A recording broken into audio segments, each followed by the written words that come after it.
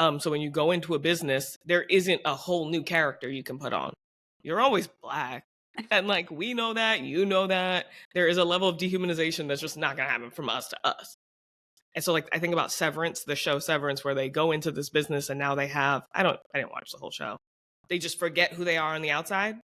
But I feel like it would be much easier for white people to have that thing happen because they're like right there. Just turn it off. Black people, yeah, there's some elements of our genes that just can't be severed because look, the mirror, you can't just be a whole new person.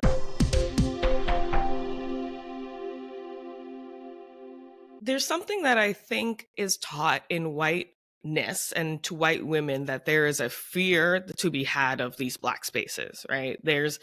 Don't be careful, you know how they are, or something. Without being said, it's said a lot, where that is projection.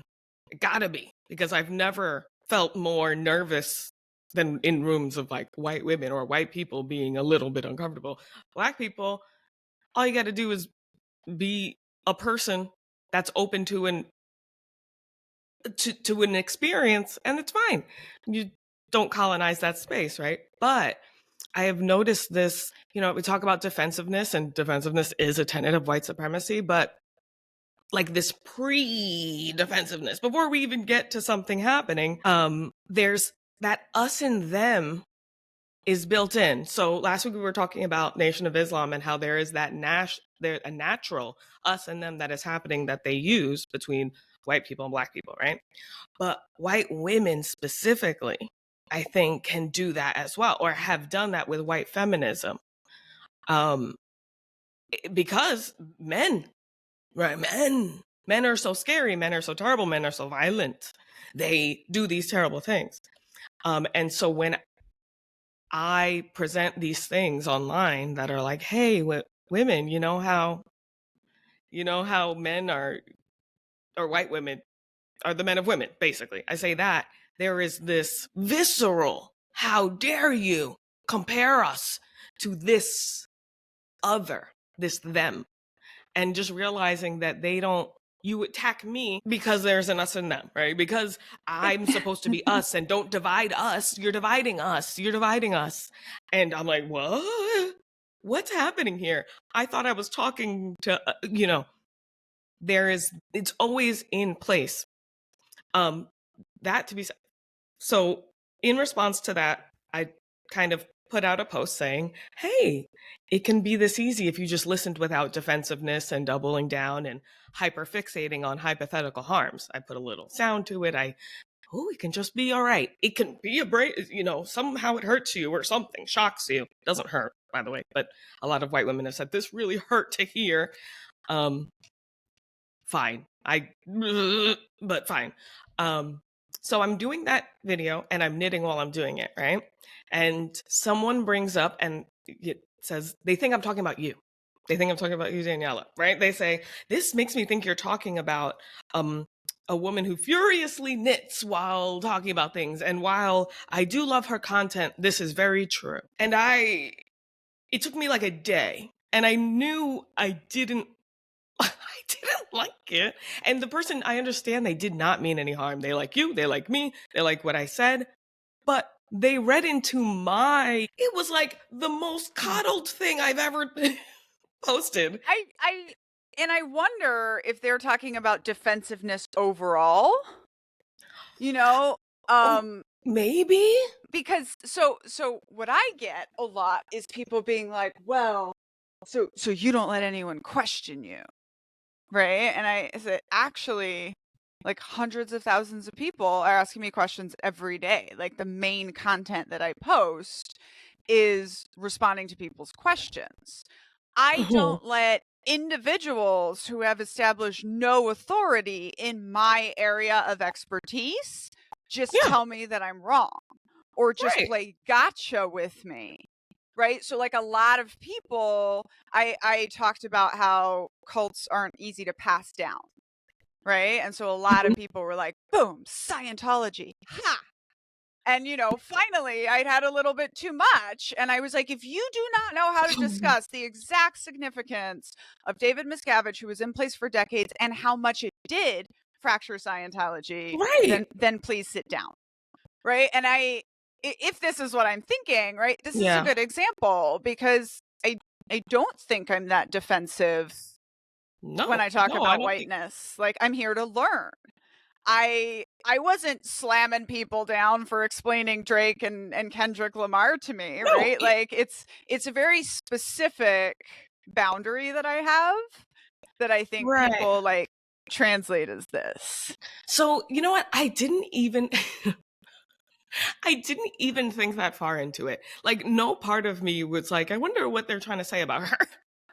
You know, I was more like, I made this video, one, that had nothing. It was just, okay, so I think the title on it said, POV, you're a well meaning white woman listening to me without being defensive, doubling down, or focusing on Mhm. hypothetical harms, right? Um, that's it. And it's just me going, okay, okay. And they go, okay, all right, thank you. Right. So I'm so proud of this video. Right. And but also it shouldn't have to be this hard just for me to explain to white women like, hey, stop yelling at me. I so I'm trying to help. Yeah, so But first of all, then to I shared that video and I thought that was a little bit of a compliment to me because I was like, I think we're achieving this. right. Like, we're So achieving this mix of hoping. listening and not being defensive. And Right. even, I just think when you say, hearing this hurt me, that's such an example of hypothetical harms. You Like, does right. hearing hurt? That's not how this works, guys. And I understand what they're saying, but it's like that hurt you being compared to literally men. Men and women are compared all the time. And now you think you can actually be one, kind of like, what have you done to men in your mind? And that is kind of where the us and them, you're not seeing your humanity now. You're seeing you're more human than them. The way white women are calling men animals in my comment section, it sounds very racist to me. And it's like, don't make me defend men. This is crazy. Men are human too. Like, I have to say that. I've gone right around now to defending men. How dare you, white women, do this to me? Um, where like, wait, this you overcorrected. This And is like when people make me defend the military. I'm like, come right, on. how dare you, right? And this always happens anytime I'm trying to, and that's how I know it's kind of like you've gone too far, some of these white women. Because if you think this is the hardest thing I've had to that's fine. But you're saying it out loud to me. And I think that's interesting too. I'm fine with that. I don't think that hurts my feelings, but it's like so many of you guys say this. I don't think if you, what? Anyway. So I make that video. They think it's about you. Just one person. And I didn't mean harm, but more just like my tone as well. So like our first episode or whatever episode it was that, I said something, to you where I'm like kind of correcting you or something. And it's like, this is so scary and so bad. And she's so harsh. And I'm thinking, guys, I'm being the nice. And I don't know if that's Black womanness, autism, or the combination. But someone had said in the comments, like, because I was trying to explain that I'm trying to be so nice and that white women still think I'm coming for you. Obviously, one, they don't know we work together, maybe. This person didn't know. So it's like, no, I wasn't talking about you. But yeah, I guess I was talking about you because I'm talking about white women in general who listen to me, and you're one of them. And so, I made this whole video about it, and I guess people are going to find us now. So that's why I was kind of wanted to bring it up too, because like, you're like, oh, this makes me so happy. I love and then there's a comment saying, and this is fine. Oh my God, I was so scared. I thought you and Daniella were about to have a beef. Like they thought I was about to come on the internet and say, here's my problem with the knitting cult lady, right? And I think white women don't realize just because they love me, right? And they think I would win in a technical fight against you about Blackness. That would not work out well for me. I would never win. There would But be no reason for me to come to the internet and but say I have a problem. also, this is such like an adversarial understanding of what we're doing here. And this reminds me of a conversation I had with my husband, who, when I first started really like finding my voice, right, and doing this stuff and putting myself out there, I always had a very strong feminist bent, right? Mm-hmm. Like, I was writing about the patriarchy in college at 19. in Jane Right. Austen, right? So Yeah. like I've Yeah. always been As you should. this. And my husband said to me one day, he said, "You know, I think you're starting to care more about feminism than about our marriage." Yeah. Right? And it was such a man thing to say, right? Because it's like this not understanding of like it's like you said, it's not either or, right? I care Right. about this all of the time. But one of the things I said to him was, "Babe, feminism is not me against you. I'm not Right. trying to get you to my side, right? Is about both of us fighting so that our girl child Mhm. doesn't have a 1 in 3 chance of being assaulted before she gets to college." Right? Like Mhm. that's what we're doing here. Yeah, it's not about So you, this sir. conversation, it's not about you versus me. It's not Oh, about you convincing me that I'm wrong.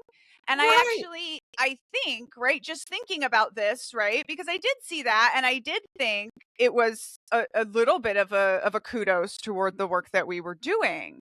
And Mm. I think the only difference between me and another white woman is I don't need to defend the soul-sucking racist cult that I came from.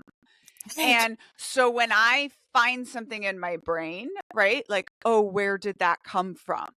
Right? The first time I almost blurted out, "Get your cotton picking fingers," I stopped myself. Mhm. Horribly, horribly racist thing to say.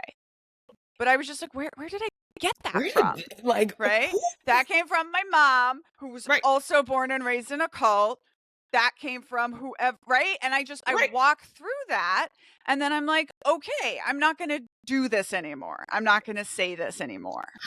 And like, I have That's to it. say, I have to bring up the knitting thing that I put on Threads. Like I went back today, right? So this is what I said, right? I Mhm. said, I just found out that some Black people are uncomfortable when white people say the word knitter fast or, like Yeah. something Yeah. like that, Yeah. right? Like it has to do with the beginning and the hard R sound. And I said, "You know what? It's just as easy to say fiber arts." And turns out we don't have to have that knitting supremacy. Yeah. And then I said, the other side is all your pronouns. Meanwhile, over here, we're just trying to have a fiber arts party. And like Definitely. the way everybody attacked me, and white people, of course, telling me that I'm racist because what Oh. I'm saying is that Black people can't understand white people. And they're like, Whoa. just the amount of Whoa. flipping out that went on. Like I didn't hang out there to read it. So just like the Yeah. amount of flipping out, I think it comes from this idea of shame, Mhm. right? Yeah. That now there's some shame in the fact that I used that word in the past, or I'm saying that if you use it, you're a Yeah. bad person. When literally all I am saying is like the equivalent of Rebecca said she doesn't like the word moist. So now I'm going to try to not Yeah. use it when I talk to her, you It, know? I didn't say when people use this word. I don't know what white people think happens when you see them as something they decide they are not. Now you are a terrible, terrible person. Like all of it.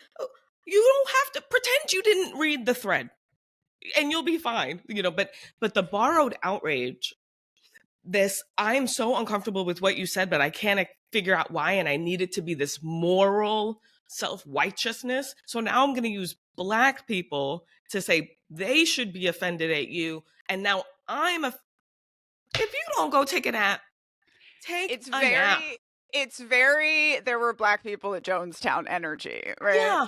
Yeah. Anytime I bring up why white people are so prone to joining cults or the fact that we've given up community for whiteness, I Yeah. get white people going, there were Black people at Jonestown. And I'm like, Who are you doing this for? I guarantee you cannot tell me how many Black people died at Jonestown. I can, right? And Wait. like, you're not bringing it up because you care. about No. the issues in the Black community that cause these people to be able to be exploited, that No. were probably caused by American dynamics in the first place by white America. You know, like, that's not the You're just conversation you're trying to have. You're just up here going like, not all white people. Like, Yeah, they're just stop. saying, shut up. They're just saying, hey, stop it. Stop talking like this. It's making, hey, cut it out. Literally, because they'll say whatever to me. So, I posted that thing and I've got people calling me racist all over the place. Anytime I mention white women, I say white women, because it doesn't really matter what I'm saying. Actually, what I said was, um, uh, the white feminist is telling me about I was really intentional. The sound was, are you about to ruin this moment? And I absolutely am. But it was, when a white feminist is spitting facts about the harms of patriarchy, and I'm about to tell her white women are the men of women, right? So I'm acknowledging she's telling the truth. She's saying some things, but people aren't taking into context. She talking to me, this hypothetical woman I just made up for this TikTok. And they go immediately to defend her because they think I must be about to yell, attack. They say these terrible things about me and this hypothetical woman I've made up who's telling me about patriarchy and how harmful it is. The racist, you are Yeah. dividing us. Yeah, But without also, taking a step I back. just want to say for the record, though, like, I want you to tell me if I'm doing things, right? Like, that's kind of the point, right? And like, Right. I'm gonna try to not, and I'm gonna try to not be defensive. And also, I'm a That's who human, I'm right? Like, talking to people who are, this is a choice. This is voluntary, but you would think the way the white, and then they demand answers. Right? This makes no sense. So how, no, the white women and their rhetorical questions. How is this not dividing us more? Question. That's not how, but it's so beneficial for women to understand. I want them activated, right? It's those people who are kind of sitting there. I think about, if white women want to talk about the Kevin Frankie of the situation, you got Ruby Frankie, with the 8 passengers putting her kids out, doing the more overt harm, and the man who just is there and he loves her so much. And, this is the one instance where the man is the covert one. But well, if when he had every done something, stepped up and cared enough to see outside himself and his comfort and care about those kids, and he still to this day is, speak. Those are the people I'm trying to talk to and go, hey, hey, this hey, is, hey, hey, you have yeah, control over this. And like you're when gonna I yell at me. talk about single family cults, right? And I say usually it's headed up by a narcissist and an enabler, Mm, both of whom are abusers. mm, Like that, mm-hmm. right? I mean, Right. that is like, Without the you enabler. you choose the child, you protect the child, right? Like Uh-huh. being an Uh-huh. enabler, oh, you don't know like how bad it would be for the adult. I know it will be less bad for the adult than for the children. Like you protect the children. That's why you're an abuser. If you're an enabler, you are stronger and you are allowing it to happen. Right. You are supporting this relationship where the vulnerable and the overtly harmful are together in a room. You make that Yeah. happen because Right. they wouldn't be near each other if it weren't for you. And Yeah. that's kind of how I look at white women with this. And they talk about men, men, men, men, men. Like, I don't know what a man is. I'm not 35 And it years old and a woman. super true. There's a book called Misguided by a man named Perry Bulwer, and he was a 16-year-old boy who was manipulated into the children of God and spent 20 years, right? And I am pretty comfortable saying like he was one of the good ones, right? He Mm, was a driver, he was always like nice to the kids, right? No one has bad things to say about him. When he saw actual abuse, he left pretty quickly. And still, at the end of his book, he mm-hmm. gives this beautiful, full, just unqualified apology. I And knew he it. actually says Mm-hmm. that, right? Like, I wasn't the one abusing the children, but I was a part of keeping the system going and upholding the the system that Yep. abused children, right? I would have not been in a basement with a pedophile if he had not been part of that system. And it's that, right? And I do feel a little bit like it's heartbreaking, right? Because he's the least guilty person, but Mhm. he's still a guilty person. And that Right. is where that, like But you can that exist is in where that. that is where I put the white women like me, right? Where I'm like, Right. never had a conscious bad thought about a black person, right? Never was like, I think of you as less human than me. Right. But this system, right, that I operated in, that you have operated in, right? It was benefiting me to your harm. I was part of upholding it. And like, we're the ones that are going to do this work. Right. And When we're the when I ones that had have to do it because the ones actively harming people in the system, like, they're not stopping. Well, you can't be waiting for them to stop. That's for you. Are we just adapting to that? No. And that's why I said when I was in the corporate cultiness era of my life, it was the white women who let me down the most, who betrayed my sense of like woman togetherness. Cause I believed in it. I believed when they said nice things or smiled or whatever. They said, come to me if you have anything, because I'm in HR. Like I believed it. And when I would watch them let this man lie right to our faces and they wouldn't say anything, it's like you just watched him say, I invited you all here to this meeting when you and I had the pre meeting and said, okay, I'm going to invite him. And so we know that's not, and it just, I don't know, weird start. I think that sits with me. And he could say things and I'm sorry if you feel that, and she's looking at me and I've cried before. Anyway, I just think you expect certain things. It's those closest to you that can cause you the most harm. And I think people understand this most of the time. Stranger danger isn't as bad as that betrayal trauma, in terms of the relevance and the outlasting harm when you are gaslit. When you go to the person who's can save you, can remove this person from your daily existence, and they say, well, what? I will tell you this. The first person who ever said to me, boys will be boys, was this boy named Brian Friedman's mom after he punched me in the stomach. And I was like, I'm going to tell your mom. And I was waiting all day. And I told his mom, and she said, oh, well, boys will be boys. And I can see where I was standing. I know it. I remember that moment. And then I told my mom, and she was pissed. And that was more validating because I didn't tell my mom. And then she goes, well, white women will be white women. I don't know what the version of that is. But like, she was mad with me. And we talk about that still. I was like 6. I don't know. But realizing just because you aren't holding the gun, but you brought in the guy with the gun to protect you from, because guys have guns. So you got to bring yours.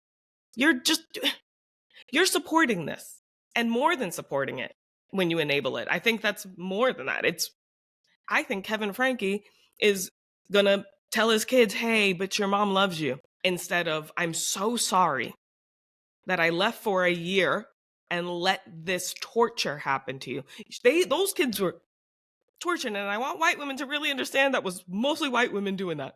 Right? A white woman who was already abusive to her kids, putting it on the internet for white women to watch and white people to watch and for all these other people to watch her kids. And she put them out there and put the abuse out. And the audience watched, clicked, people sponsored. And that's interesting. CPS was called, they didn't do anything. So Kevin he could really make these kids' lives a lot better with emotional support and awareness and deconstructing himself, but he's not, he's probably going to say, wow, let's have lunch with her. Continuing the harm, continuing the trauma, bringing her around. Because he still said in the documentary recently that he loves her. And that's the love of his life. And he was inculted with her, I believe, because she had her whole list of what a good man is. And make the little castles, like you said. And sometimes it's a woman in charge. Like, Yeah, and this is where it comes back. I think we talked about this last time, but I know we talked about this before, but like every every adult member, let's say for people's peace of mind in a cult is a perpetrator, right? Like, just because they're abusing you too, just because you've also been brainwashed doesn't mean that you're not also a perpetrator, right? It only works if we're all policing each other. You Mm-hmm. know, there is, I mean, it's still just like embarrassing for me to think of in my whole episode in the military where my career is blowing up, right? And like I'm having to enforce this woman who's falling apart, and like I'm the one that has to tell her like, hey, your hair is not okay today, right? Hey, like you still need to show up on time. Like, hey, you still, you know, and it's like sucks looking Mm-hmm. back, you know? And I didn't think I had a choice, and still I was, you know, in many ways probably like causing harm, furthering the harm that was being caused to someone who had already been harmed, Yeah. because we're all in the system having to uphold it, right? And And like, that isn't, and acknowledging that and feeling that doesn't cause more harm to you. It causes more awareness and resilience because you can see it now. Now you know you're not going to do that again. Back then, mhm. you believed it was right. You were feeling self-righteous. Right? And in order to do that, you have to dehumanize yourself and go, well, when it was me, I had right. And so now it's okay for them. And the dehumanization, those rules, what I consider like the Jody Hildebrandt of, right, or the Mormon culture of rules, is what allows for these people to go in and manipulate and feel like, well, I'm not a, like, this is how it has to happen. My hands are tied. No, they're not. My, this is just what I have to, it happened Mhm. to me. There's always just the justification for torture, for And it's oppressive behavior. and it's like, you know, especially now understanding how much appearance and attitude control are weapons. They are weapons for Mm-hmm. breaking people, right? And it's like Yup. I had to, before I could get to this place where I was policing someone else, right? I had to first dehumanize myself and turn myself into perfect plastic Captain Barbie.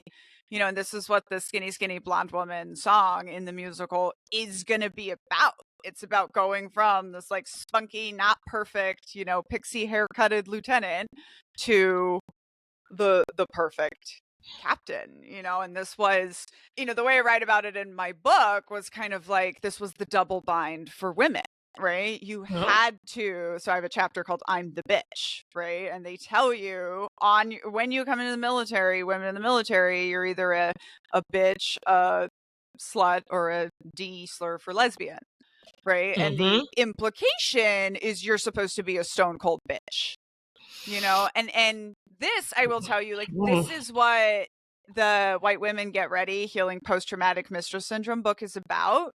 It's about, like, so we know that me policing this girl probably caused her more harm, but it also caused me harm, Yep. right? Like Mm-hmm. whipping somebody else can also hurt your arm, you know? Like, Mm-hmm. we as white women, as the beneficiaries of this system, we have harm from upholding this system. And so part Yeah. of unpacking that and healing that is like we have to heal the harm that was done to us or that we did to ourselves that dehumanized us enough to allow us to, you know, own human beings, right? Or be part of Absolutely. this system. Because without that, you are trying to help the lesser fortunate. It's manifest destiny again. You went right back to white savior, where you think this is something outside of you. That whiteness, white supremacist culture, black, all that stuff is just, that's out there. That's in the world. And you're not in the world. You're not of the world. You're special. You're, but no, you're part of it. It happened to you. It happened to us. Black people are not asking for you to suffer in the name of their own suffering. That's some, I don't know, Bible stuff. Hmm. We're asking you to stop it. Go away, go sit in your hut of humility, figure out what was going on with you that made you do this. Not because people still think what we want is more attention, affection, and liking from white people. That my goal is, they're never going to like you now, girl. Ew. I ask white women, what would you want men to do? If men, oh my God, we realize today, I'm causing harm even though I don't think I'm one of the bad ones. What would you want them to do? Not go find more women and tell them about it. That would be self-serving, wouldn't it? That would try to get them closer to just going to women. No, you'd want them to tell their friends, tell their family, just work on themselves and figure out more about it, be more interested out loud and stuff like that. Not become a man hater themselves. I'm not asking white women to hate themselves, be shameful, feel this deep heartbreak of being like a man. What? Yeah. What do you think men are? That Well, makes me nervous. but this is why I also think that, like, I think, like, when you deconstruct the whiteness, right? Or whatever it is, you have deconstructed blackness, right? And, like, that doesn't mean you get to opt out of the system. Yeah, Like, that right. doesn't mean, like, we are not still both operating in these systems. But I think the whole purpose of deconstructing whiteness is then you understand, like, the construct and what it is and how it works, so you can use whiteness as a shield for those who don't have it, who are still operating in this system, and Right. you can use it as a weapon against those people. And, Absolutely. like, that's You the can harness point. it. Yeah, Right. like, that's the point. And, so it's just like, yeah, like, I, as an officer in the military, which I believe is a toxic system, right? Like, obviously, I contributed to harming people. But Yep. now that I have deconstructed that, right? Like, I was still a captain in the army, right? It's still, my words are still more powerful than that private, That is your because of the experience. position that I held. And Mm-hmm. because we're still in the system that, like, I've had people even ask me this. They're like, "Oh, well, if you, talk such shit about the army, why do you keep saying that you were a captain in the army?" I'm like, "Because the system that we are in still respects that." Right. And you still did what do you mean?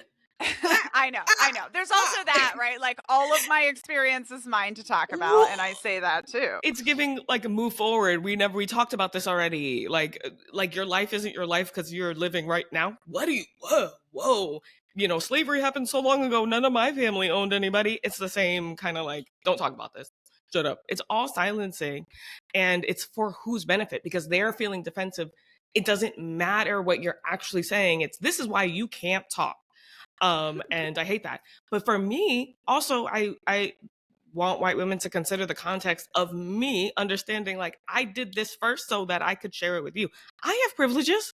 I'm a black woman, yes. I'm a lighter skinned black woman. I'm biracial with proximity to some whiteness, and understanding like positive experiences with it, which is a privilege I didn't realize I had till I talked to a lot of other people with white moms. So I use that to speak to my experiences and just my experiences and what I think and how I feel. Once I realized it can benefit other people because of I went to corporate America. I saw what it looks like there. I also recruited Black women, or I tried to.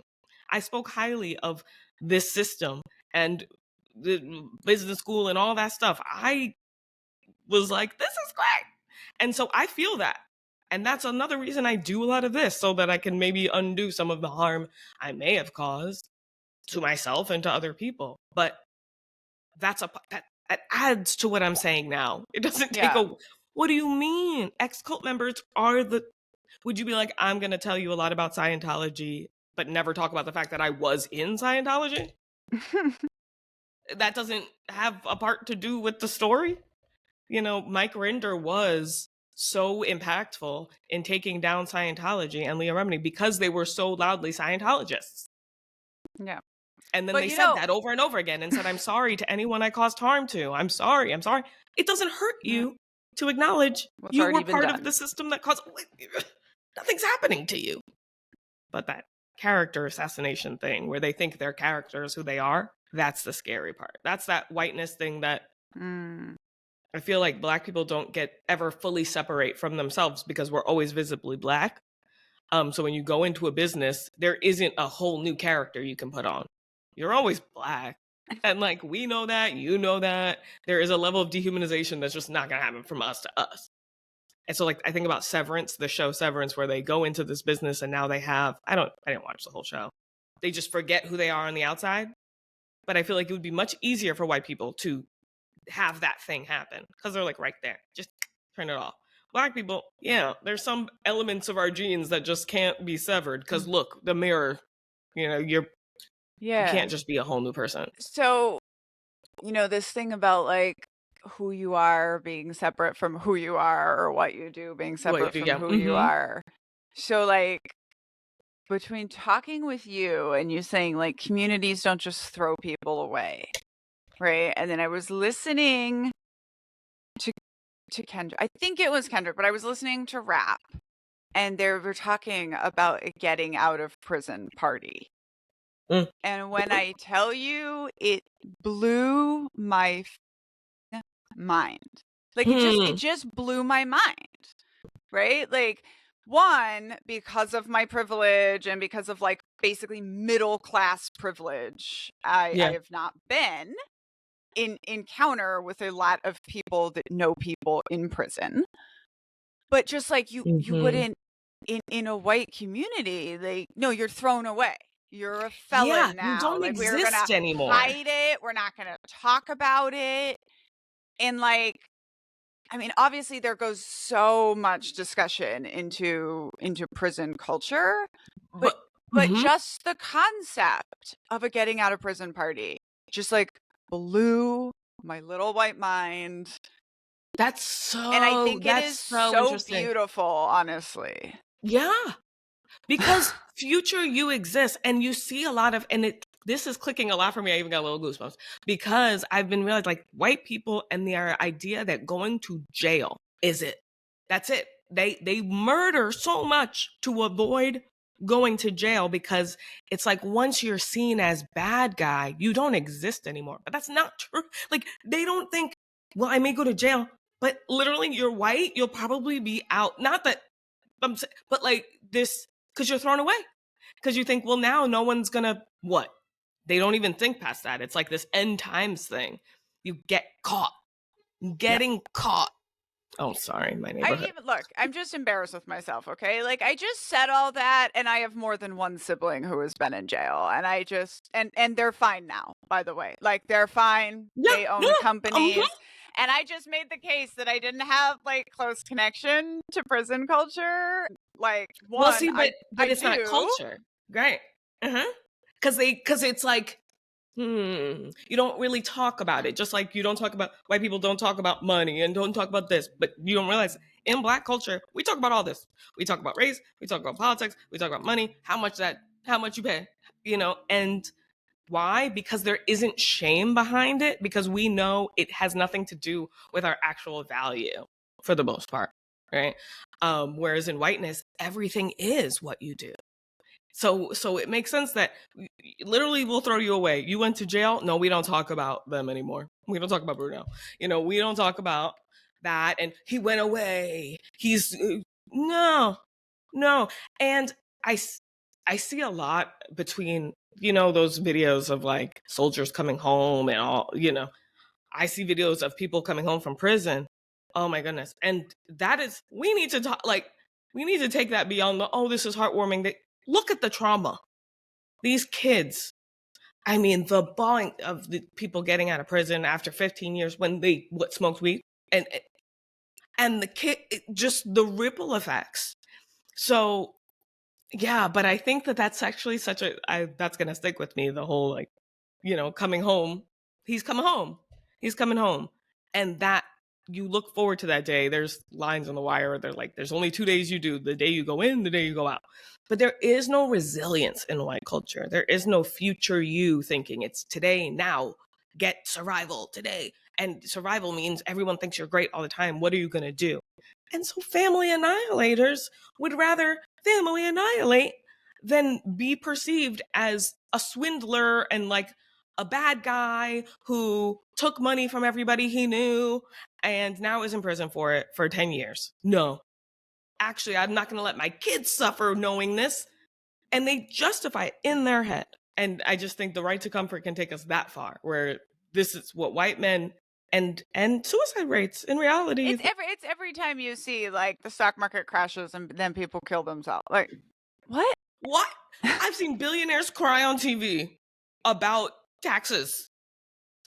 What do you, that's what loss aversion and the sunk cost fallacy does to these people. And you have to realize once you get more, that's more to lose. And their brain is just so hooked on fear of losing it all. What is it all? Their reputation, their characters, Um, It's the and once latter. you realize, like, it's fine. People in my comment section think the worst thing for me will to be to admit I'm racist or something. They come in and they're like, so what you're saying is, so you're racist? And I say, sure, whatever answer gets you out of here. And they just are like, they think this is the worst thing that could happen. She's gonna get caught. This is gonna go. Oh my God, I got. Not realizing what this doesn't hurt anybody. The racism, the experiencing it is the thing that's supposed to be the bad thing, not being perceived as someone who could be causing it. Because I get this all the time too, especially like anytime I talk about my ex-husband. If you're new, go listen to our episode 3 called Whoops, I Accidentally Married a White Supremacist. And people would be like, oh, so you were a racist? And it's always just so interesting to be like, I mean, yeah, of course. Like, if you want to stick around for the longer conversation, like, I didn't think so. It was subconscious. There's a reason I had to write a whole memoir and spend 10 years deconstructing white supremacy when I discovered this. But, like, Yeah. yes. Is That's what we're trying to undo here. And they just, like, they can't. The worst thing that could happen is this is being thought of. Because that's not being thought of for a minute as a racist. Because I have an entire TikTok page and they think I'm the first one ever, right? 400,000 followers. And this is the day she's going to get caught. And it's by me, this angry person who said this thing on this, the zoomed inness and us versus them. And so there was one other thing, I tried to help and I tried to say, hey, look, if you want to know where to start, go to Black women's comment sections. I've said this before, and just read what's happening in Black women's comment sections, because there's a lot in there. There's community, there's call and response versus the white people's speak and relate, where they just give their opinions on stuff. It goes nowhere. And it's just like, hey, let's argue about this thing. Versus just hyping and supporting and building, and just praising, right? And this person comes in and goes, well, how is this not just separating more people? Can I ask, don't attack me, please. And all I said is, I hate this comment. And that was me sharing. This is how I feel. This is on my page. I hate this comment. That's an invitation for you to, I didn't say I hate you or whatever. Or if someone says, I hope you don't mind, but don't use hyperfixation this way, because people may, the white autistics love to come in and be like, I'm sorry, maybe it's because I'm autistic, but sometimes we don't. And then they white explain to me what autism is, and that dehumanizes me even more. And I hate this comment. I do mind.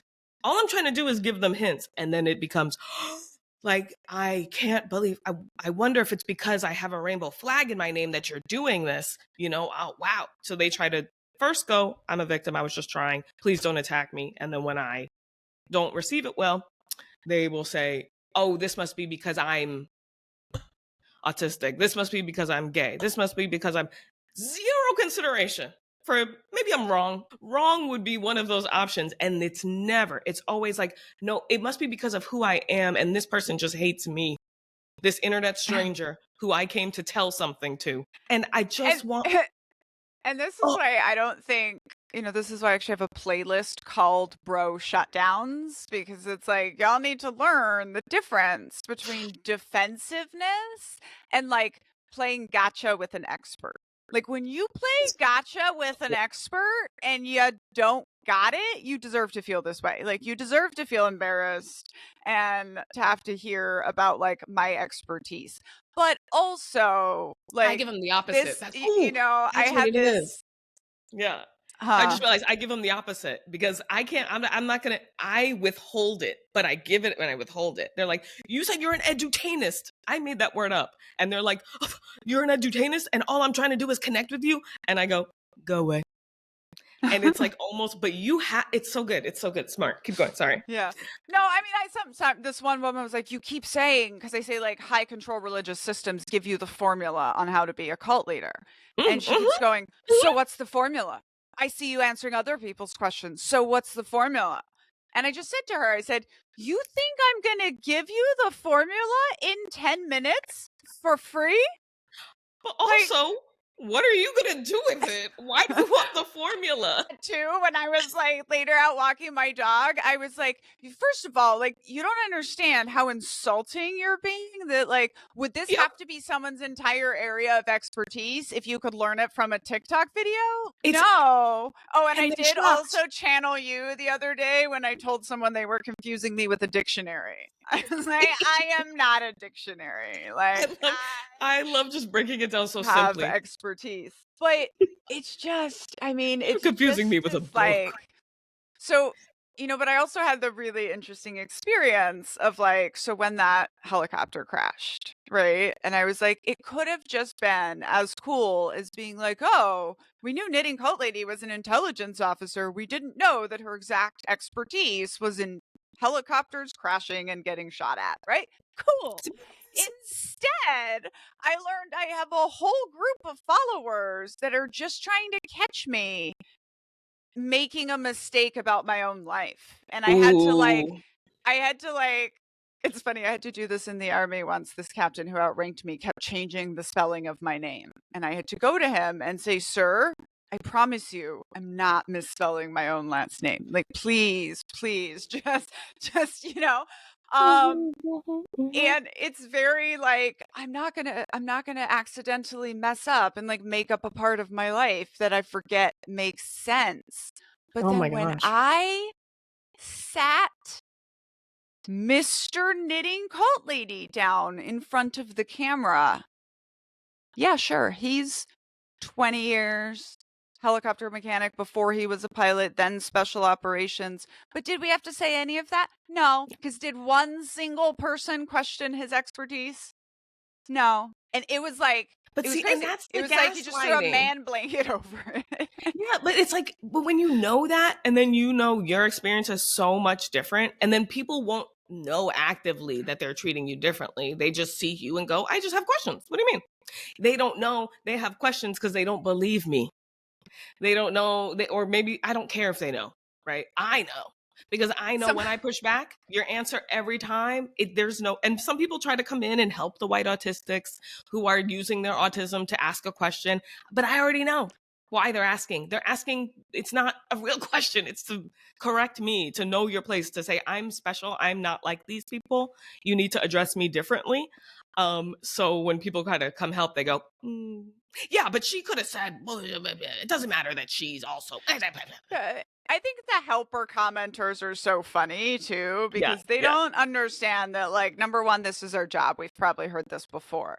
But number two, I know what comes next. You know what? Because I'm not a perfect guru, right? Like, because I'm a human being, I sometimes, not that rarely, misinterpret somebody's comment and then I make a spicy video. And you know what is good enough every single time? That person themselves telling me what they meant. I just never need a random stranger to come along and explain it to me. Like, that's never been. Why are you defending this person? And you know what happens? 9 out of 10 times, I did get it right. And they did mean it the way that I thought. And that person coming along explaining is just like showing their ass on television. But to me, that's how I just think the fact that you are here doing it and that you are comfortable to do it tells me enough. This is what community gives you, is the context. I am a Black woman labeled white woman whisperer on the internet with all these comments, all these followers, all this stuff. And you think you're going to tell me, hold on. And like, that's where you want to spend your energy. And if I push back and go, I wasn't asking you, that's on you to then go, fair enough. Note taken. I gave them the phrases, right? Note taken and fair enough are good enough for you, right? If you want to keep learning from me, you're not going to push back. I could block you and you may never hear from me again. And if you don't think I'm valuable enough to take a beat and a seat and be quiet, then guess what? We're not interacting anymore, you know, but there's this assumption that I would want to teach any single white person who has any interest in possibly being not racist, like, it's like, out of here. it's like, do you get this one? For me, it's like when they show up and people actually spend their energy to leave a comment telling me that the knitting is distracting. Yeah, And I yeah, just yeah, like, yeah, yeah. and it's like, what you like, Why would you tell me that? What? and But that's not my business. by the way, neurodivergents were some of the worst at this. They'll literally be like, "Oh, well, my ADHD is just," and I'm like, "Well, you should be ashamed as someone with Yeah, ADHD of trying to shame someone else for their stim, like what you're doing and right that's now." it. You know, It's like, why you're bringing up your diagnosis, and that to me tells me all I need to know yeah, because you haven't considered me for 1 second. That's your consumer privilege showing, and I have community that knows enough about me that I'm not gonna tell you. I'm not gonna explain myself to you. I'm just gonna post this, or maybe go boo, put tomatoes, yeah, and someone else will come in and let you know. And that's what I'm trying to work on is not responding as yeah. much and letting white women do it. Well, But this is even one of the things that I feel like my audience that wants to learn from me understands, right? Like you give me like also deal with it. eventually I listened and try to not use metal needles because I agree it can be kind of whatever. But also I have snapped at a lot of people because I put subtitles in every single video, so don't come complain to me about, right? And it's like Yeah, if you are giving critical complaint to an expert, to a public person, to a creator, and you don't have like a relationship with them already, then you are playing knitting cult lady roulette about yeah. how I'm going to respond to you. And like I consider that know your you place can be aggression. respectful. You can be Yeah, respectful in any kind of question. But like, and it's also just free. if your question is disrespectful, right? So I talked about helicopters in Hurricane Katrina. And as someone who was a former intelligence officer for those helicopters, those same exact helicopters later on, okay? So I said something about it, and this person posted, said, "Please don't get mad. I really love your content, but Oh, I hate it already. but I hate it how already. come Google says you're lying?" And I promised myself I was going to do this the next time someone made this comment. And so I did. I got back on and I was like, "Look, I get that you say you love my content. My content's awesome. What You could have got blocked right now. what answer do you expect me to give you here?" And people are like, "Oh, so you don't want people fact checking?" Mm, That is not what we are talking about here, those are right? rhetorical Like, questions. we are listening to me in the first place because I have interesting placement and access and I know things. And I said, I was like, what? Like my answer is that I have more military experience than Google. And I was an intelligence officer for those helicopter pilots. Like that's the answer you're getting. What but like but do you even Google says you're lying. understand? Do you even understand the levels of insult here? And it Right. doesn't really matter that you're supposedly saying it right. It's just like, oh, not to be a racist, but right. Right. The polite Like, police are still police, you know? I put polite policing is policing. Passive aggressive is still aggressive. I don't like this whole, well, I put please in front of it. You demanded and put please in front of it. Don't tell me what to do. Please don't use please don't refer to white women. Please yeah. refer to American. Shut up. Don't tell me what to And do. this is also another example of like, this is 9-year-old logic. I have a 9-year-old that does this. I have a 9-year-old that thinks she can say, well, not to be offensive, but mommy, you look really weird today. Right? Yeah, right. Like 9 years old is the age where you can believe that saying, I don't mean to be offensive, It's it then respectfully. invalidates what you say afterwards. Like, it doesn't. It's so, please don't attack me emoji with the little tears. Shut up. You know what? And people know enough, and it's nice to see. I just want white women to know it is nice to see them come into the comments and go, well, we saw what you said. We know why you said that.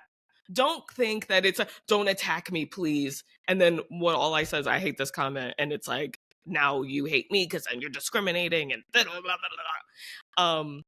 It's ridiculous. Right. And then when people come in and say, this is weird, they'll go, you didn't read everything. You don't know what's going on. She said she hates and she attacked me. And it's nice to have actual people defend me. Because everyone's going to defend the hypothetical internet stranger you didn't understand. Why would you? If the if the white feminist was spitting facts, why would you start a problem? Why would you have a problem? Why would you silence her? What? Why would I? Who said that? I just said this may ruin it, because if she's talking to me about the harms of patriarchy, then she must think I don't know. And when I Yeah. hit her with white women, it's gonna take her off. But why would I And not share that? I don't know. It becomes so weird for me when I post stuff like this online, because it is so helpful for some women, and I get it, because I am a neurodivergent person. I need this to make sense of stuff. But then it's like, well, you knew this would trigger. It's like I feel this need to justify to myself why I'm making white women uncomfortable. But what else? Y'all are sitting here, Kevin Frankie's like, I don't. She just. I let her do what she had to do, and I'm not as bad as she was. She exploited the kids. She knew what she was doing, and I'm not supposed to say something. I mean, if it was real life, I yeah. really probably. Well, Well, maybe I would say I something. I even think, there's this interesting dynamic that I've been thinking about since the beginning, which is like, okay, so even if you were going to sit there and say, all right, here's a beef I have with Knitting Cult Lady, like, creators are not good or bad people. And I tell you, the amount of women that have said to me, oh, I couldn't put myself out there because I would say something wrong. Like, I mean, I use this as an example all the time. I'm always bringing in other people's work. I'm telling you where I got this idea from. Right. And like when you are just jumping straight to defending a creator, yeah, a little too parasocial with them. Like whoever Right. this It would. person was out there like defending me against hypothetical harms, like you should be questioning why you are immediately assuming that Knitting Cult Lady couldn't have done something wrong, right? Like Yeah, that's or part like of it. that, or that I would be coming from, and that means you have to do like you'd have to make a decision now about choosing one, and that's why I say it would not work in my favor. I would have no. It just, as much as people think, if I were a black woman, then I could say this, and black people can say anything. Black people can blah blah blah, and that's because we can say it and be right, but in the end, it doesn't go well. Just Yeah. because something is true doesn't mean the audience that everything I say is Accusing true and stronger people get mad at me. people of hurting you doesn't often go well for the Right. weaker person. And the people who really still like me and still like you, now they have conflict and I caused it. Right. It's just there's no world in which that actually would help me. The attention, maybe it would get a lot of Yeah. views. It would definitely get Well, a lot of views. It would and I monitor. and I get that, and I think that like as professionals we would handle it a different way. But I Right. also just want to like put it in the 100%. conversation that Yeah. like, because I use this as an example all the time when I'm like, I don't care if my content has helped you. Like 2 years from now, I'm on the news for being a racist. You should not be standing up and it's like when I talk about Teal Yeah. Swan. And they will not engage with the content of what I'm actually saying. She's one of these woo-woo Yeah. white ladies. They will not engage with the content of what I'm actually saying. They will only stick in their outrage and usually bring up how I have less followers than her and whatever, right? They will only stick in their outrage that I dared to criticize her, right? And And it's that's like what they were. that's not cultish. One of the best cult books out there. Amanda Montell has written 3 phenomenal books. She Mhm. also chose a position on brainwashing that I and other experts disagree with. And when I talk about her book, I usually say, there's this one little thing, that I Yeah. would have done differently. Still a phenomenal book, still deserves its place in the canon. I still think she's wonderful and I would love to meet her anytime. Yeah. She's Don't have one to I would agree with 100% of maybe. what she says. Right. Right. I mean, you have to be able to hold that nuance. And I know on TikTok that they can't. So even if, that's why I would never, you're not going to see me bring a beef with a white woman to TikTok. It just doesn't, it won't get, it won't get people on my Patreon. I'll tell you that much. But that's like, I don't think people zoom out enough to realize like, oh, but also, yeah, I wouldn't, for so many reasons, bring a beef with you to TikTok. But I did kind of know that once I start talking about you, people are going to think this.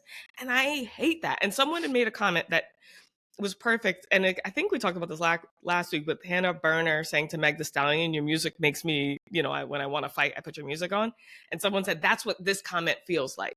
Like they're reading your, passion for what you do as some kind of like, want to fight white women. And people do see my stuff and go, I want to go yell at someone, and I want to. And I think that's And I not my vibe. also, it might be a very whiteness thing to like see a general critique and think that it's directed at you. So Yeah. like when I first started Ooh. therapy, and my therapist was a fellow Children of God therapist, very, very, very professional. And I remember I had to unfollow her on all social media and like leave groups that she was a part of, because anytime she wrote something, I would just go, "Is this about me?" And trust, that was something we had to then explore in the therapy, right? But Yeah. I think that there is this like, Like I don't another know, thing like for you to look for. yes. If you're walking on eggshells already, right, and you think everything is a rule. I remember that time in my life where it was like I was just taking things in, like, God, this is another thing, like, I gotta be mindful of and have under the belt and like keep control over. Also just this like, so I saw it in the army too, where people, when people are speaking another language around white people, and then white people just cannot stand it because they think they're talking about Talking about them, them. like, has to be. And this was one personal crusade that I picked while I was in the military, because people would try to be like, "You're not allowed to speak Spanish in uniform." And Actually, I there's just a put that regulation together. right here. And Oh it my God. says English is the official language of military business. It absolutely does not say your soldiers can't be speaking in Spanish around you. Just now, like, put that last little piece together of they think everyone's talking about them, The and that's way the way to control it. Now, that doesn't actually control what they think of you, but like all that matters is what you see and what you hear. And so, like, it is, be a better person. I would say it is a regular talking point amongst neurotypical white women about how the Korean or the Vietnamese ladies or At whatever the nail in the salon. nail salon are talking about you. Yeah, And that like I'm putting that. Oh, but then the it general. gives very like, so I don't know if I told, like, I got I got a TED Talk, and some white man in my life said to me, "If you mention me, I'm going to sue you." And like my answer to him was just like, Who I are you don't know. Like, yeah, I don't know what makes you think that you rate in the top 12 minutes of my life. Like, again?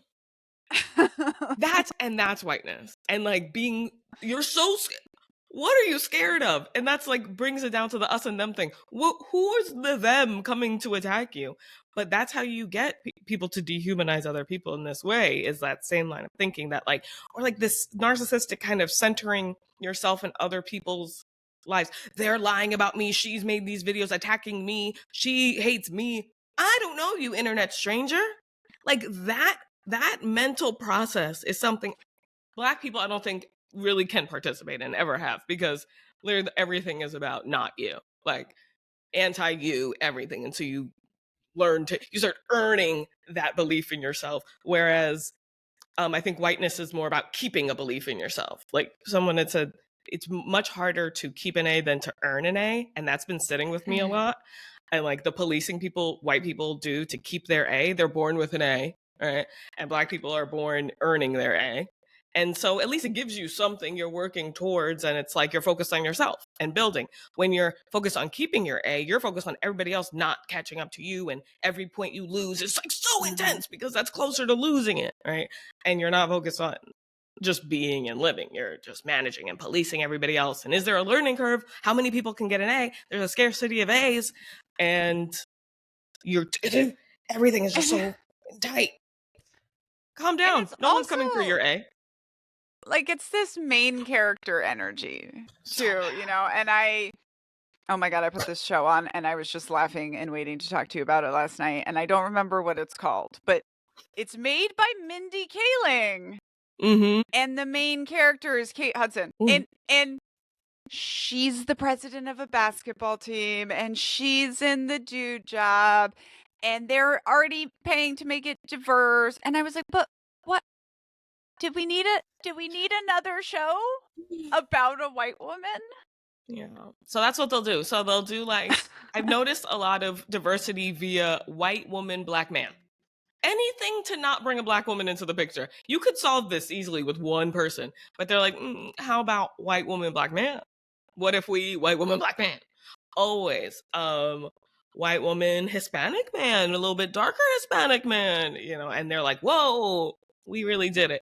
And then like maybe there's a black woman character like in the back giving her advice. And it's just like, I'm so aware of this because, of course, I published a book. And part of the case that I was making was, oh, I can speak to everyone because I'm a white woman, right? Like it is not a niche thing. And I just like, this is what we're taught, right? And so like white women have been taught that if they are the main character, like that's a valid story for everyone. But if somebody who's not white is the main character, like that's a story for black women. Right. Black voices, centering black voices this month. Right. And like, we all watched Bridgerton, right? It like, doesn't make any sense that you would not identify with, but those white men making the decisions have dictated that's actually incorrect. But it's also a part of the cultic system. That's on purpose. If you identify with too many black women, what starts to happen? Once you start saying, oh, they're just like me, whatever, like, then you might identify with your womanhood a little bit more than your whiteness. But realizing right now, everything tells you white women are white first. Whether you're white non-binary, white lesbian woman, white, blah, blah, blah, blah. Doesn't matter. You're white. And they're going to attack and to have these defenses and this armor. So you're walking around all heavy with your metal armor and no one is hot and you smell, like just take it off. Everyone will be happier for it. But you're like, but everyone's going to get me. Whoa. Okay. It can be much simpler, but that's the powers that be said, you don't like this. One of the things I say about writing Uncultured was that it was the process of like, pulling off all this armor that I had put on in my life. And the sad part of it was realizing like you didn't actually need most of that armor in the first place. Like the people that were hurting me when I had my armor down anyway. Right. And, and like this to me ties back to like being a rapture kid, right? Being a cult kid. Like you're raised under us versus them, right? Like you're raised under persecution psychology. Like they're out to get you. Wow. And so it's like there's this approach to the, I always say, like, I thought I didn't absorb any of their, right? Like the whole time I was a kid in the call, I was like, this is a game I'm not playing. This is dumb. But like I really did absorb the outside world is bad and like different people are bad. Yeah. And and that's what's been so crazy about this journey was like actually understanding that like my subconscious, right? I grew up in Brazil. I grew up in white communes where I was beaten and abused and starved. And then I would be taken out in public to perform. And black and brown people would treat me wonderfully. And the white people wouldn't hurt me when I was out in front of them. But then like somehow consciously, I still absorb that message, right? That you stay with the people that are like you. And it wasn't until, I swear, right, like 2020, we're leaving Seattle on purpose because we don't want to live in an all-white place.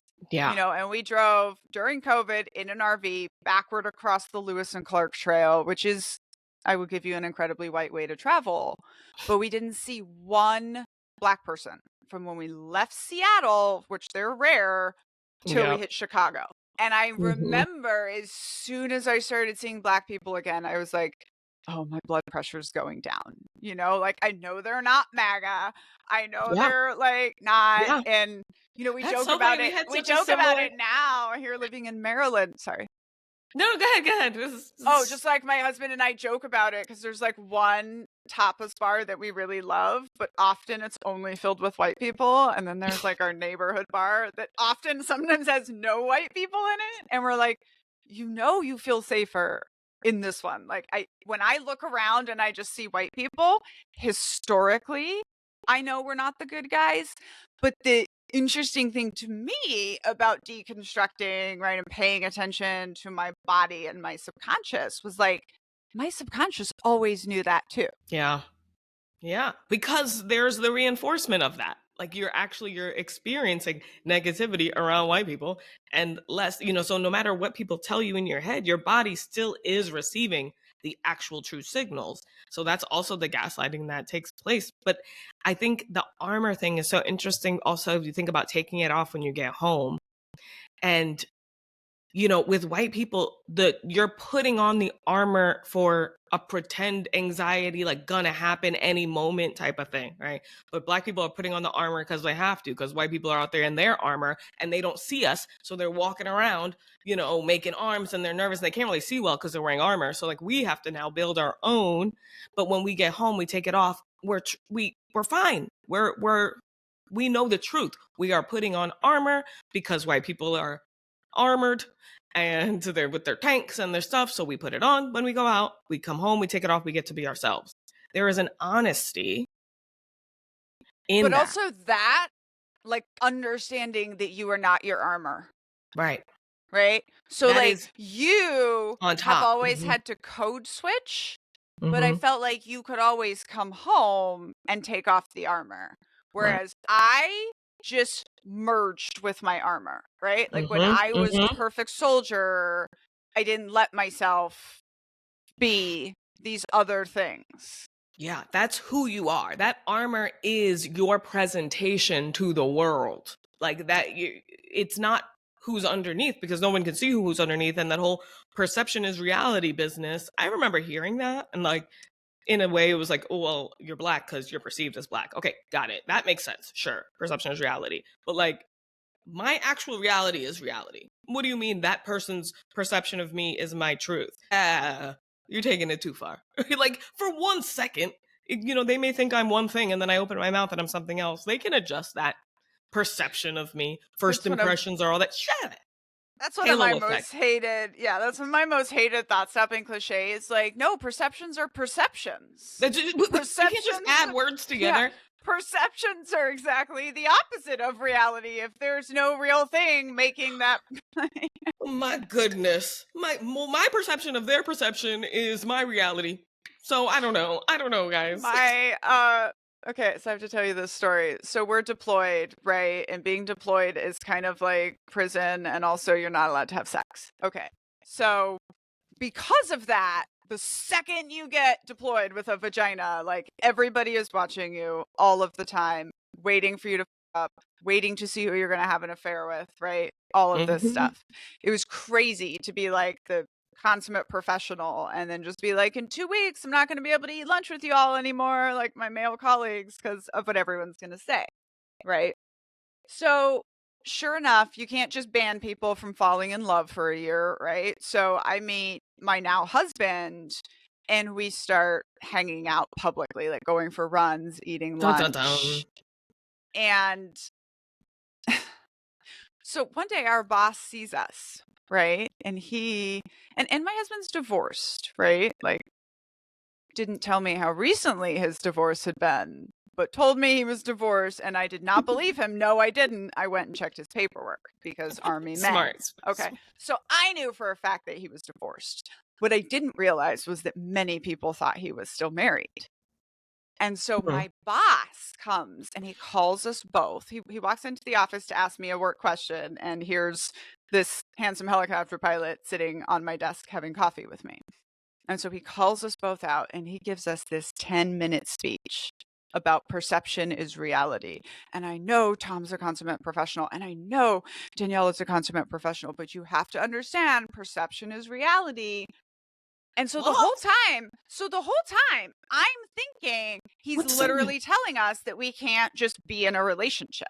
and it is legal. We have studied the stuff. We have cleared it, right? As long as we don't break the physical rules. And so I like wait for him to dismiss us. And then I just said to him, I was like, sir, I just don't understand the problem with two single officers hanging out. And he just cocks his head and he goes, single? Mr. Young is single? Yes, he is, sir. And he just goes, oh, okay. I'm so relieved. And he's like, no, you're fine. Right. And then I guess he walks off, he checks it, and he comes back and he apologizes later.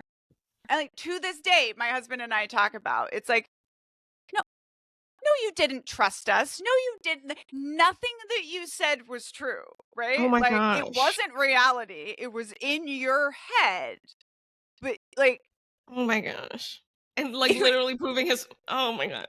it was just such a like moment of just being like, this is like this is nothing. What do you just worked yourself up. And also like the professional thing drives me crazy.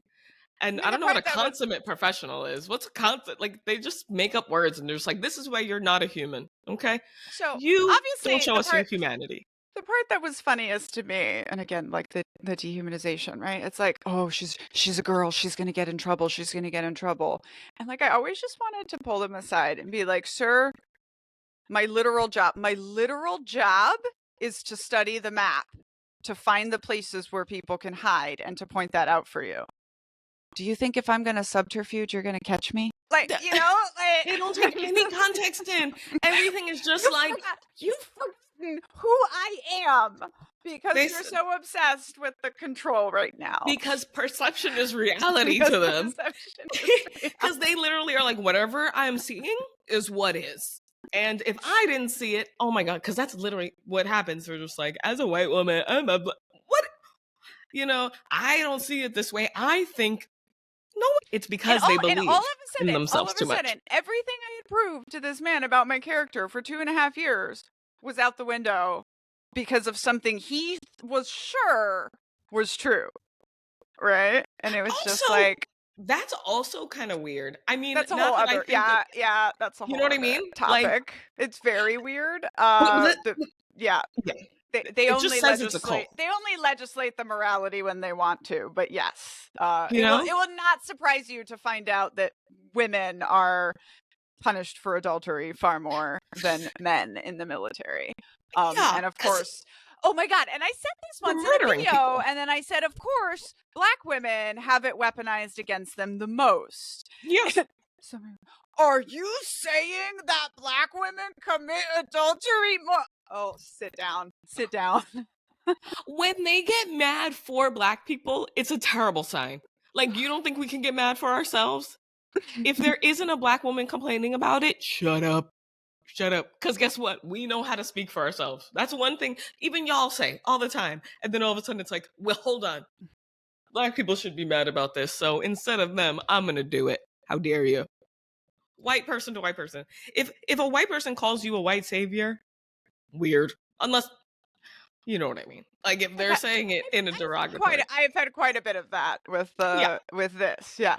Daniella, you just think you're so much better than everybody. And what they're calling you is a race traitor. You're just white savioring in. And like, I just keep saying this to people. Like, I'm not trying to be anything except on the right side of history. Okay. No. Like, if you feel like you're trying to help Black people, then aside from by owning your own, then you're in white savior territory. If you think I'm doing this as an act of generosity, benevolence and things like that, that's like white saviorism. You're just having your experiences out loud. And then that's it. Yeah, and this is where, I always describe this podcast as White Woman Whisper and I sit around and crochet and deconstruct white supremacy like the cult that it is. And white people always phrase this question to me in such a white way, which is like, well, you're a white person, so why would you want to take down white supremacy? Right? Again, like, and it's like, and people always go, oh, justice, oh, this, oh, that, like, but it's not that. It's that it's not, it's a lie. The promise of the cult is always a lie. I personally am not better off under white supremacy either. I'm doing it for me. Like, They think it's a it's game. excellent. It's excellent that I'm gonna hurt fewer Black people for the rest of my life. I love that. But, Right. like, I'm not doing it. It's not like That's, as you said, like, altruism. that's the right, exactly, right? Like, I'm working on it because I wanna work on it. And by the way, for my white women listeners, this is also how you frame the discussion with other white women that you're trying to Yes. bring into it. Like, I never am like, you know how white women, you know how I'm Right. always like, I learned this in my life, in my practice. Let me share it with you. It can be simple. Not always easy, but it can be simple. And that's it. But they see this as some like a how to or a pointing fingers or something. And it's they think it's a game or like a race, not no pun intended, that someone has to win. And because I saw some teachers say this to Black kids, and they were like, "Wait, do you think that white people are better than Black people?" And he goes, "Well, yeah, sure. Shouldn't you think that your race is the best of all the races? Don't you?" And it was like these kids, these poor kids, because they were like losing respect as the milliseconds passed for this man, and he trying to explain why. Well, they see it as a something to win, a conquering, a position, a place in the hierarchy, whereas everybody else out here is just saying, huh? Yeah. And I'm also going to go back to the like 9-year-old, 10-year-old logic, right? There Like you if go. a Yeah. 10-year-old boy is walking around saying boys are better than girls, like Right. we kind of laugh. But like when you're 20 or 30 saying that, like we know you're a misogynist and it probably started then and people shouldn't have laughed. But, like Right. we Consequences should be happening along the way that teaches you, oh, I don't get a lot of positive feedback when I do this. And I like women's interactions. I learn more from it, like the natural thing. But like and that's why, I really do enjoy doing this podcast. I realize I get to say a lot of the things that I realize like I'm hearing and there's a validation, and I know you're not going to go, well, I think what they're trying to say is you can be that person for someone. Like white women can do this. It can be this simple, and you can build community around you without saying much and just listening and going, "Oh, that's, Yeah. I also." And I think this really ties into American exceptionalism, which of course can't be separated from the white supremacy. But like there is this real concept, subconscious concept that many, if not most of us have as Americans, that we're the best, like we're superior in Yeah. anything. Like I think the only things I know of that America is top on is we're the wealthiest nation and we have the highest prison population. And our Those are president is predictive. most likely to destabilize the globe now. But every time I'm critiquing America, and then Mhm. people will say to me, "Oh, so what country's better?" And it's like, Ah, look, I grew up in Brazil. Brazilians love Brazil. They also don't have to believe that it's the best country in the world. right. It's that Like next it step where you're talking about other people. Because it's one thing to say America's great. All right, say that at home. But to be like, no, and if you don't think so, you can leave. Whoa, it's colonizer. culty. Hold on. It's culty. Like that got weird because like why have you now put someone else's business? It's the evangelizing. It's like that's why religion itself isn't the problem. It's when you now can colonize another person's body, being, and like beliefs, and now and righteously It's the dehumanize them. superiority. And I always say that the thing about cults and why it works is because cults give you the permission to feel superior and to put your mission above everyone else's. And just simply understanding that, like, there are many valid ways to live a life. Other people can be just as valid as you.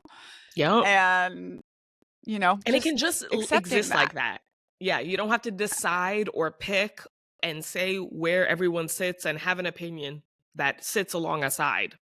Sides, be the main. Don't be a Side. side. Oh, I love it. That is a great place to wrap up. This has Yeah. been such a good conversation. And don't worry, I was fine the whole time. Um, Please follow Rebecca on Patreon. It is linked Please. everywhere it can be linked. She has just finished her Tenets of White Supremacy. All Super, super good 15. stuff. Yep. And we'll be talking about that soon. I'm very, very sure. Thank you so much for listening. Please like and subscribe. And my just tip for white women who are doing this work and are deconstructing is just get curious. Get curious about where that thing came from. And that Mhm. is a way to avoid the shame. Love it. So easy. Nice.